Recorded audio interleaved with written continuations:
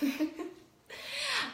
everyone, I am Ilsa Manning, the founder of Ilsa Fragrances. I am here today with Jen Walsh of Emerge, Designs by Jen. And before we get started, I just want to say a little bit about Ilsa Fragrances if you haven't heard of us. Or, well, really just what we're doing here today, and that's Coffee and Conversation. Hold on one second, I just want to make sure that I'm timing this because... There we go, because Jen has to go get her kids, so we do not want to overrun that.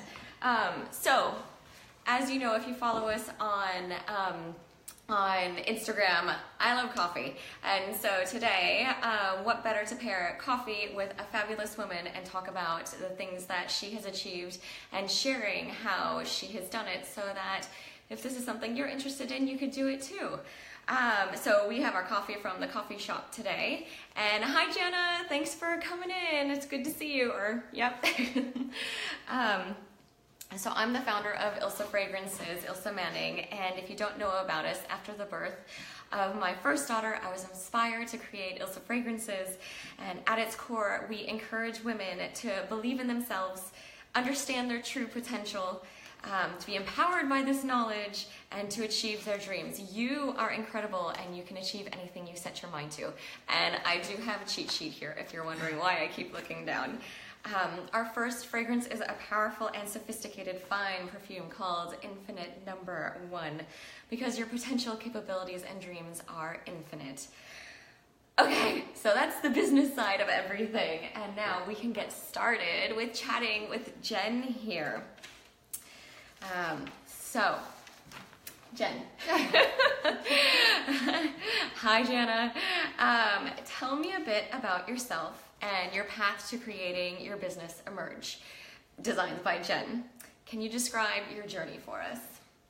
Yes. So it's kind of a long story. It's actually been something that I feel like it's been in the works my whole life. I grew up always like making things and kind of artistic, but also feeling like I didn't really have a place just in my surroundings or school or church. Like I always felt like the oddball, or like I was weird or just different than everyone else. I was really insecure and introverted and shy, and I just felt like that was wrong. So as I got older, I kind of became more withdrawn, but also like the more withdrawn I got, the more I would make things, or it just helped me like feel like normal when I was doing that. I felt like it was the only thing I was good at. I wasn't good at school or sports or anything, so I just felt like that's where I could be myself. When I hit junior high, I started realizing that you can express yourself really well through fashion and what you wear, and that's a way to, like, even if you're not saying who you are, like if you're too shy, that you can speak loudly through what you wear. So I started like... That is amazing. That is a great point, that you can say a lot with how you present yourself. Without having to say anything. And I felt like I couldn't say anything, or no one really cared what I had to say. So I just felt like that was my way to express myself. So I started making clothes for myself around junior high, like not well, just taking things and putting other things on them, and it was so geeky, but that's how it started. And then kind of like... That's how you learn though, right? Or you figure it out. So that's where I really learned to love it. And it just kind of went from there, and it's always been something that's really personal that I only do for myself or like as gifts. And it kept going through my adulthood, and what changed was a couple years ago, coming up on 2 years, my mom passed away all of a sudden, and I was kind of like hit in the face with all these feelings of everything I had felt growing up that was stuffed down, and I kind of, all that started coming to the surface, and I spent 5 months just processing through that. I got her old patterns and some of her old fabric, and was just like making things as a way to process my feelings. And just kind of the ball started rolling. And 6 months after she died, so August 2016, I went to this intensive grief week-long workshop where you're like in therapy for 8 hours a day, and it's like really intense. And I kind of learned things about myself while I was there, that my whole life was very fear-based, and that she was very fear-based, and I kind of resented that, but I also saw it in myself, and I didn't want to be like that. So I just got home with the sole intention just to stop being so afraid. Yeah. Like up until this point, if I was wearing something and someone would comment, I would never say that I made it, or if I did, it'd be like, oh, I made it. Like, just make it so weird where, like, they're like, oh, okay. Yeah. So my goal was just to stop being weird about it and just to own, yeah, I made it. Oh, would you make me one? Sure. So that's how it started. I wasn't going to pursue anything. I was just going to put it out there and see what happened. So it's really just that realization that there was, like, once you kind of were spurred back into it from the death of your mother, and then learning about all this fear you had, and then kind of owning the fear and getting rid of it, that really kind of was your epitome aha moment. And that's really all it took. Like, it's like as soon as I let that wall drop, it just kind of started from there. And I've never pursued it. It's I just thought, oh, if something comes to me, then I won't say no. So things just started coming my way. Yeah. And I was just trying to be open to whatever was coming my way. And it just kind of what got the ball rolling. Yeah. So yeah. Well, that's amazing. It says a lot. I know we talk often about fear keeping us from what we want to do, and so it's just getting over that, and then being open. Yeah. And so it was a personal journey, and then so I've been in business like a year and a half, and then it's kind of morphed into the realization that all women feel similar ways that how I feel. Yes. So kind of turned in. Here we go. Okay. No. I was going to say maybe we'll switch our as you're segueing. Right. We're going to jump a question and go to your skirts are not only beautiful, but each of them is made with intention. Okay. Can you tell us a bit more about finding your purpose for Emerge? Yeah. So like I said, it started off personal and then kind of morphed into the realization of that women all have insecurities. They all have things they aren't super comfortable with. And I noticed because as I would start sending orders out, I'd get pictures from women, like in what I had made them, like, oh my gosh, I feel so beautiful. Or I never thought I could wear this. Or this is totally outside my comfort zone. Yeah. And so just kind of like realizing that, oh, they're just like I am. We are very much the same. Yeah. No one's beyond that. So that's what kind of planted that seed in my mind. And then what really turned the corner for me was I actually ran into a girl that I had known 20 years ago, and she asked me to make a skirt for her. And I hadn't seen her in a long time, and the weird thing was that I had been praying for her for the last year. Like, she would just come into my mind, and I felt like, well, how do I say that to her without sounding like a total psycho? So, right? So I had this thought of when I made her skirt to give her a pocket message.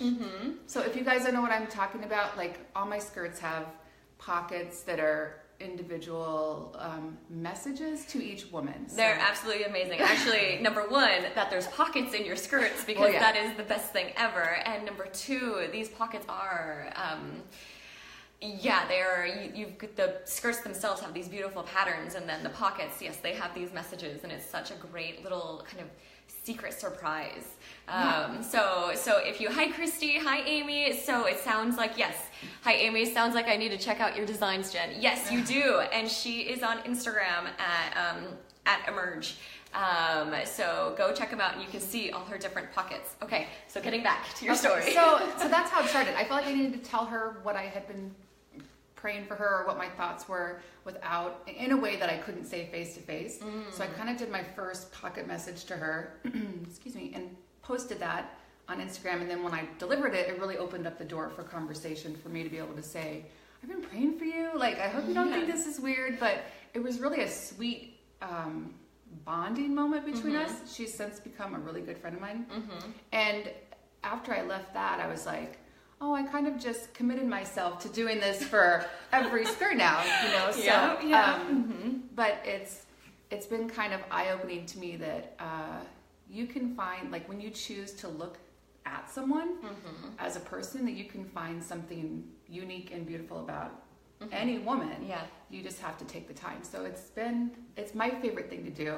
Yeah. Sometimes I feel like, oh my gosh, this is so cheesy, but I think the women love it.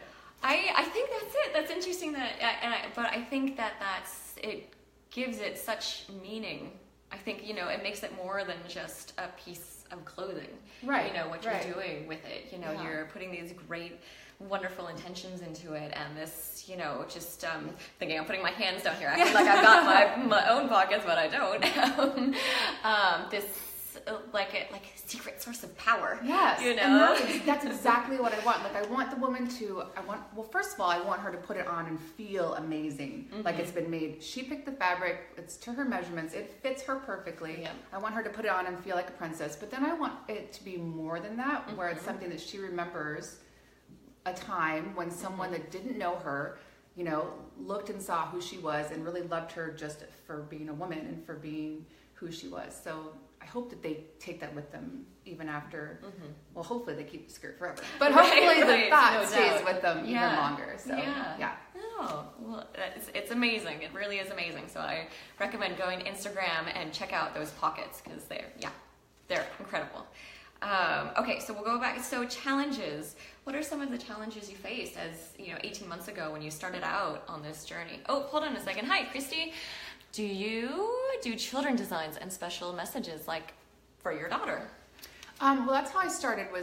Not how I started, but how I got more into clothing was I made it for my daughters when they were born, because we couldn't afford to buy cute clothes. And so that's what really started me. And then they outgrew it, and I just kept making it more for myself. So what I sell right now is I'm really just focused on the skirts, because that's what women are loving. So I do like mommy-daughter skirts, and I can make them for any size, but it's kind of weird that I only make skirts right now, but that's what the women are wanting, that's what I'm focusing on. Yeah. Okay, awesome. Thank you, Christy. Okay, so challenges you faced in pursuing this. Well, fear, that's huge. That's what, kept me not doing it for 41 years. And still, every time that every time I'm making something, I'm thinking, they're gonna hate this. This is terrible. Oh gosh, what if they hate this? So it's just constantly battling through the fear. Yeah. And then another challenge is just the fact that I don't have a website. I am solely on Instagram, which is great, but it's social media. So and I'm very straightforward about my life. I'm very open about who I am. It's more of a connection. I want to make a connection, not sell a product.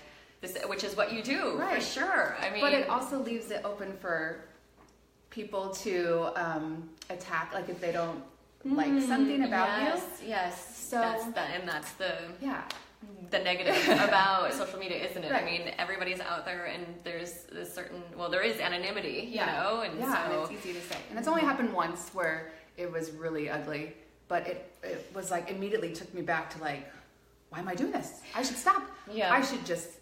It's good that it happened right before I took a 2-week break. Yes. Because I wanted to just delete everything and be done. But that was a challenge. Just that what one person said, not about what I made, but about me personally, made me want to run away. Oh, so I want to go. I want to go have words with them. You're so lovely. That makes me upset. I'm not everyone's cup of tea. That's okay, But it was good. It made me realize I'm not going to let one person or 5 people or 10 people or 100 people dictate who I am and what I do and how I do it. So it was a good learning experience. Yes. And I obviously, for whatever that needed to happen, and it happened in that space that allowed you to step away and then come back ready to take it on. Okay. All right, here's a very important question. If there is a young woman out there, or any woman watching right now whose passion is sewing or jewelry, what advice? You've already kind of given about, kind of getting fears, just kind of pushing them to the side, and then not letting what other people have to say, get to you. I guess just that similar thing, just brush it off. Any other advice for someone, or maybe how if somebody is out there, how would they get started? Well, I would say, a piece of advice that I have is, when you make something, there's probably thousands of people who make the same thing. So you might be tempted to find someone who's doing it well and imitate their work, or say they do XYZ. I need to do X, Y, Z. Yeah. And I think it's better if you do the opposite. Like, even if you make the same thing, look for something that you do differently, and then learn how to do that really well. So focus on your strengths and then spend time honing those skills. And then just open yourself up and step out there, whether it means doing markets and seeing what response you get. Yeah.